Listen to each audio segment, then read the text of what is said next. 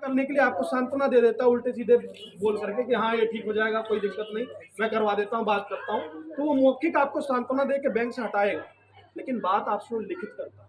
तो इसलिए आपको जागरूक होना पड़ेगा, आपको लिखित में बात करना होगा, आपको एक लेटर देना होगा। जब भी आपका स्थिति ऐसा डाउन जाए कि अब मैं ईएमआई नहीं दे पा रहा हूँ, तो आपको बैंक में, एनबीएफसी में, या किसी भी क्रेडिट कार्ड से लोन ले रखा है या किसी भी ऐप से लोन रखा है, आप लिखित में उसको मेल और पत्र के माध्यम से संपर्क कीजिए।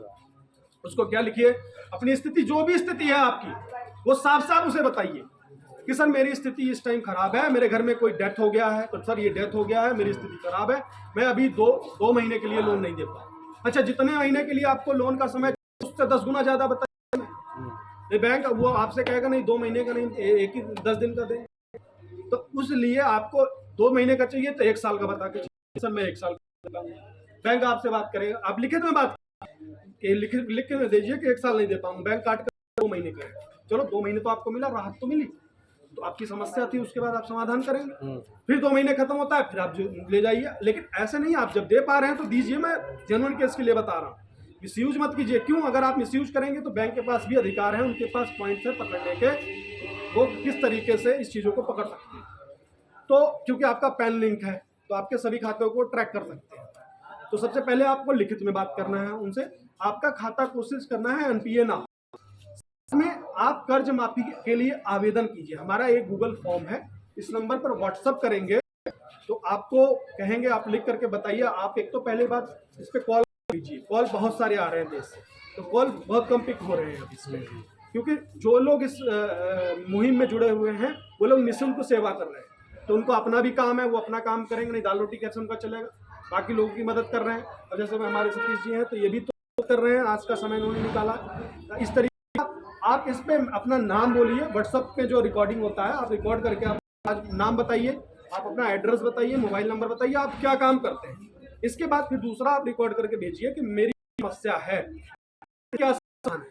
इस पे हमारे जैसे इसके एडवोकेट भी हुए हैं, आपको फ्री में सलाह देंगे, इसके बाद ये कीजिए, इसके बाद ये कीजिए। व्हाट्सएप से करेंगे तो आप जल्दी जो सलाह आपके जो है, जो चीजें हैं वो व्हाट्सएप पे आती रहेगी। आप सोचेंगे कॉल करके बात करने के लिए, कॉल पे बात तो होगा, जरूरी नहीं है कि तुरंत बात हो जाए। तो इसलिए आपको कोशिश ये करना है कि ये कॉलिंग करना है या फिर व्हाट्सएप पे अपनी डाल के शाम तक हो जाएगा। तो पहली बात तो ये आपको लिखित में देना है। साथ में भाई साहब बता दूं कि देश के 10,000 परिवारों को हमने के मुंह से बाहर निकाला, यानी वो हत्या कर।